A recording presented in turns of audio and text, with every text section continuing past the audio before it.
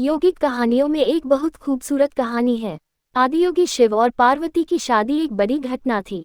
चूंकि पार्वती एक राजकुमारी थी तो आसपास के सभी जाने माने व्यक्ति आमंत्रित थे। राजा रानियां, देवी देवता सब एक से बढ़कर कर एक, हर एक महंगे परिधान में सुसज्जित। तब आता है दुल्हा, शिव जटाधारी, उलझे बालों के साथ, सिर से पैर तक राख में लिपटे हुए, ताजा मारे हाथी की खून टपकती चमड़ी की शाल लिए हुए और पूरी तरह नशे में चूर, बिल्कुल परमानंद में। और उनके साथ चल रहे लोग सब विक्षिप्त और विकृत जीव, वे मानव रूप में भी नहीं थे और वे हर तरह का शोर कर रहे थे जो किसी की समझ नहीं आ रहा था। मीना, पार्वती की मां, ने इस दुल्हे को देखा और वह बेहोश हो गई। पार्वती ने विनती करते हुए शिव से कहा, तुम जैसे भी हो मुझे फर्क नहीं पड़ता, मैं सिर्फ तुम्हें चाहती हूँ, तुम जैसे भी हो, पर सिर्फ मेरी माँ के लिए अपना थोड़ा सा मधुर रूप धारण कर लो। शिव मान गए और उन्होंने एक खूबसूरत रूप धारण कर लिया। अच्छे से तैयार होकर फिर से शादी में आए और जब उन्होंने शिव को देखा उन्होंने कहा कि वे सुंदर मूर्ति हैं, जिसका मतलब वे सबसे खूबसूरत इंसान थे जो उन्होंने अभी तक देखे थे। वे 9 फीट लंबे थे। वे कहते हैं, जब शिव खड़े होते तो वे घोड़े के सिर के बराबर होते थे। जब वे दक्षिण की ओर आए तो कहा जाता है कि वे सामान्य से 2 गुने लंबे थे। सामान्य ऊंचाई 4.5 फुट से 5 फुट थी। वे लगभग 9 फीट लंबे थे। उनको देखकर हर कोई आश्चर्यचकित था। शिव शादी के लिए बैठ गए। भारत में, खासकर इस तरह की शादियों में, दुल्हे और दुल्हन के पूर्वजों के बारे में बहुत गर्व से बताया जाता है। वे अपने वंश के बारे में, वे कहाँ से आते हैं, उनका रक्त कितना शुद्ध है, और पूरा वंश वृक्ष खंगाल देते थे।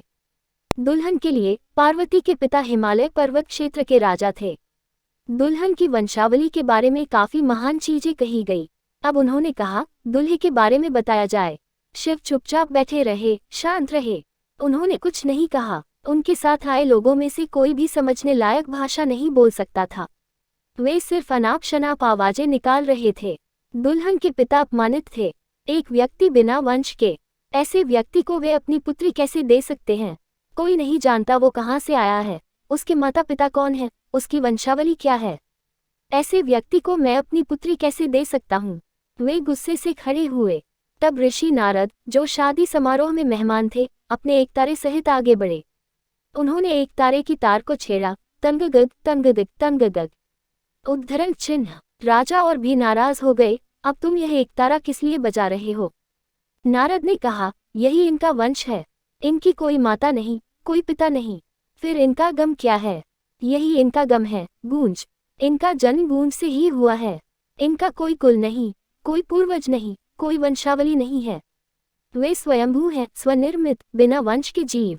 ये कहानी हमें याद दिलाती है कि जब हम आदियोगी की बात करते हैं, हम किसी सज्जन, सुलझे हुए व्यक्ति की बात नहीं कर रहे, पर एक मौलिक रूप, जो जीवन के साथ संपूर्ण रूप से एक है, की बात कर रहे हैं।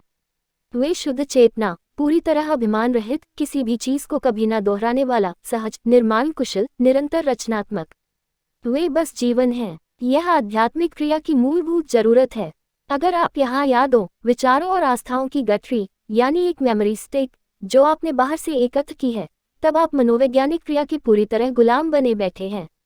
परंतु अगर आप यहाँ जीवन के रूप में बैठते हैं तो आप अस्तित्व संबंधी क्रिया का एक हिस्सा होंगे। अगर आप चाहते हैं तो आप पूरे ब्रह्मांड को पा सकते हैं। जीवन ने हर चीज आपके लिए खुली रखी है। प्रकृति ने किसी के लिए भी कुछ रोका नहीं है। कहते हैं, दरवाजा खटखटाओ, वो खुलेगा। आपको तो खटखटाना भी नहीं है, क्योंकि कोई असल दरवाजा है ही नहीं। अगर आप अपने जीवन की यादों और दोहराव से दूरी बनाना जानते हैं, तो आप जीवन के दूसरे आयामों तक पहुंच सकते हैं।